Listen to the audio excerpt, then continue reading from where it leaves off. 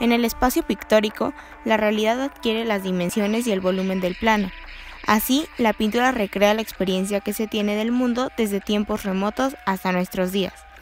A partir del plano, muestra su vínculo con la arquitectura, dicta un juego que la distingue y la define más allá de la tridimensión. La pintura prehispánica establece el inicio y fin de su espacio y tiempo. Con él define y desarrolla su realidad y recrea su propio mundo. El recorrido del marco sobre los muros muestra su presencia entre los dos mundos, su pertenencia y su diálogo con ambos. Varias son las posibilidades expresivas del marco y varios los casos en los que aparece para dar a conocer su importancia dentro de la planeación de los espacios pictóricos. Por ejemplo, vemos marcos con diseños iguales, repetidos a intervalos. Su correspondencia con las escenas se limita al color, pues su expresión es distinta a las composiciones y al movimiento de las imágenes. A veces, los colores del marco son diferentes a los de la escena. Así, surge un ritmo que enfatiza y establece un diálogo distinto con ella. Se plantea una comunicación en donde ambos, tanto el límite como lo que se limita, destacan en armonía. De marcos con diseños complejos se desprende una continuidad del espacio. El movimiento en ellos, lejos de estar dado por la sucesión de formas repetidas, se genera por la fluidez de las líneas y la flexibilidad que muestran en relación al límite arquitectónico. En otros casos, el marco combina elementos que le dan un carácter propio en relación a la imagen que contiene, la secuencia y el movimiento que sugieren. Respecto a la escena, contrastan de modo que ambos rescatan su presencia dentro de la composición. Aquí, el color interviene también, quizá para hacer más evidente la diferencia de los rasgos.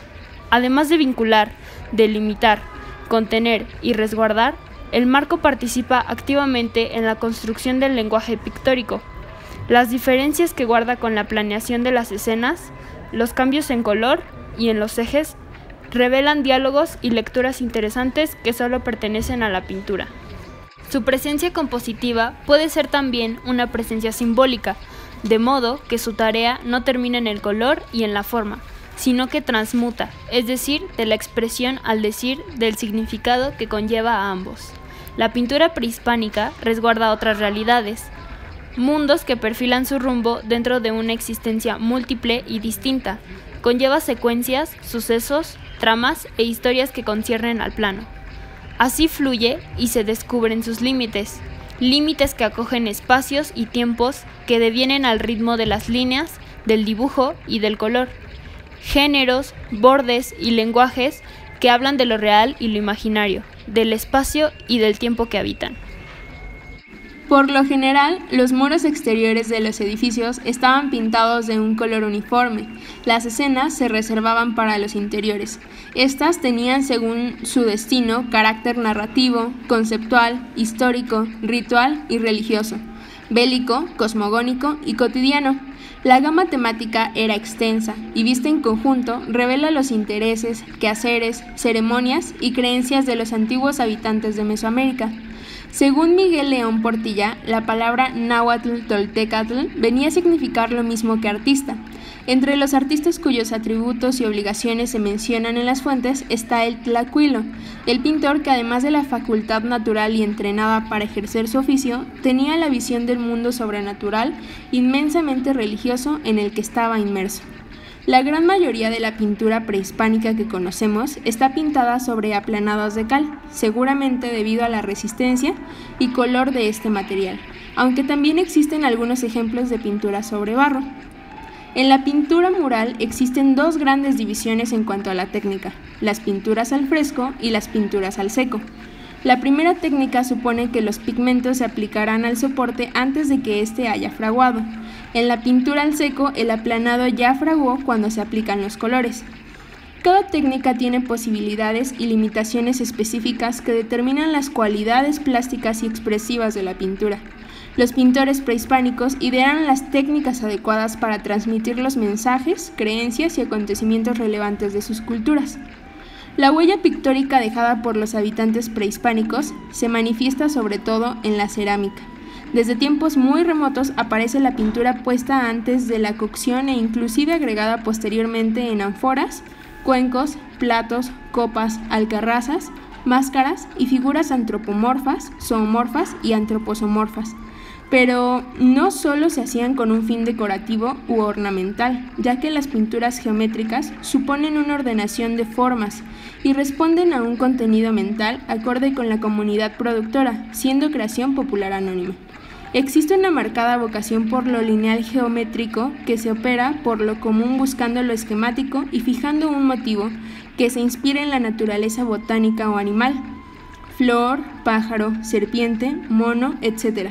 Se somete al rigor de la abstracción y esquematización, los cuales, por repetición, van marcando un ritmo que, persiguiendo las posibilidades de la línea, descubre la regularidad y produce una ornamentación que representa no solo adorno, sino una tabla de valores que satisfacen su intelecto.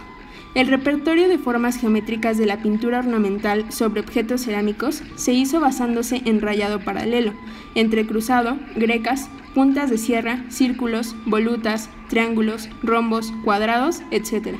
La técnica más común fue la de pigmentaciones con colores rojizos, pardos, blancos y negros, de origen vegetal o mineral, sobre el fondo natural de la arcilla, fijados como pincel y a menudo por el procedimiento de negativo, en el cual se cubría previamente el cuerpo de la vasija con resinas o ceras, para limpiar luego y dejar al descubierto las partes que debían ser impregnadas de pintura, después del englobe, que era el baño de color uniforme a que era sometido el objeto. A continuación, analizaremos el mural de Tlahuilapaxco, hablaremos de sus vinculaciones astronómicas y su relación con otras áreas de Mesoamérica.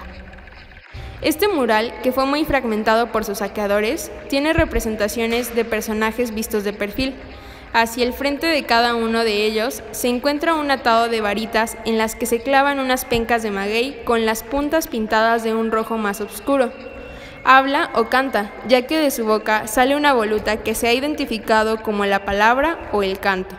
Sobre la voluta se ven algunos glifos que desde tiempo atrás se identifican como calendáricos. En la cenefa aparece una serpiente bicéfala, cuyo cuerpo forma una greca con 4 vanos, 2 grandes y 2 menores. Su cuerpo está decorado con círculos y orlando con protuberancias dentadas de agudas formas. Se semejan triángulos, como si fuera una sierra, una posible alusión a plumas cortantes. Sus fauces están entreabiertas y enseñan unos dientes agresivos, también de formas agudas.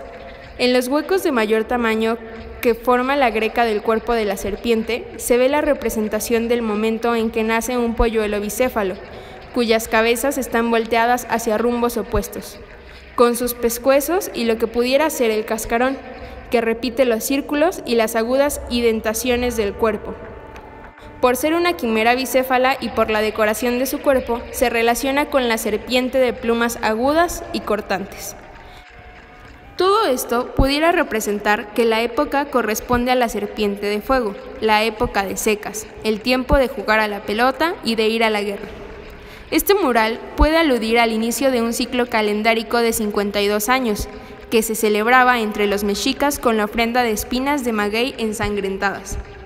La preparación del material, barro, greda, arcilla, se obtenía mediante paciente ablandamiento, hasta lograr el grado de dureza requerido. Luego se le agregaba la materia desengrasante, que podía ser arena, residuos de conchas, tiestos triturados, fibras vegetales, etc., los que, agregados a la masa, evitaban los resquebrajamientos, grietas y rupturas durante la cocción, y permitía su mejor manipulación.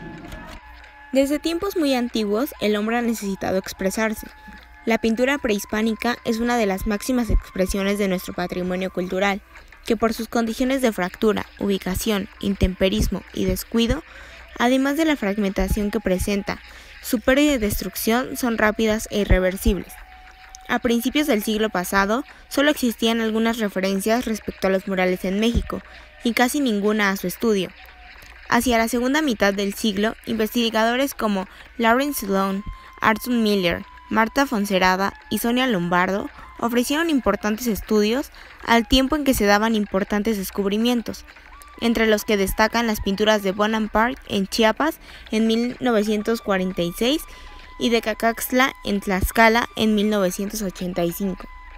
En la actualidad existen suficientes testimonios acerca de cómo los antiguos mexicanos crearon y establecieron en el área de Mesoamérica una rica tradición pictórica con varios estilos que hoy confieren identidad a los pueblos que las constituían, de tal manera que las pinturas mayas homocentristas difieren notablemente de las abstractas simbólicas de Teotihuacán, y estas a su vez se distinguen de las de carácter funerario que predominaban en Oaxaca.